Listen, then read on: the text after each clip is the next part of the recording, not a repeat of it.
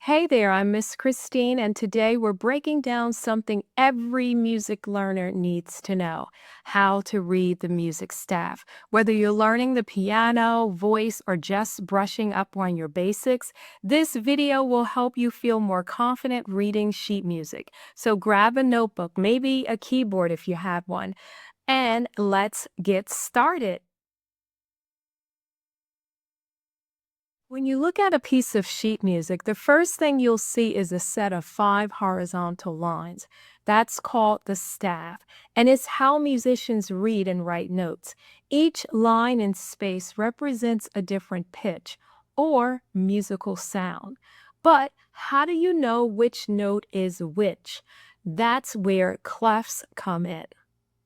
Let's start with the treble clef, also known as the G clef. It wraps around the second line, which tells us that line is the note G. The treble clef is used for higher notes, like your right hand on the piano often, or higher singing voices. On the lines, the notes are E, G, B, D, F. And here's a trick to remember, to help you to remember. Every good boy does fine. Every good burger deserves fries. Whatever you can come up with. In the spaces, the notes spell a word: face. F-A-C-E. Yup, face. Now let's talk about the bass clef or F clef. The two dots on of the bass clef split the fourth line of the staff. The bass clef is for lower notes, like the left hand on the piano typically, or for lower voice parts. The line notes of the bass clef are G, B, D, F, A. You can think of the phrase as "good boys do fine always," or "good burritos don't fall apart."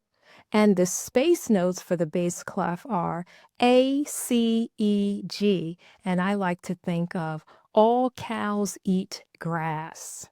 When you put both clefs together, you get the grand staff. That's what we use to write piano music, with treble clef on the top and bass on the bottom. The two staffs are connected by a brace on the left, and there's usually a middle note connecting them: middle C.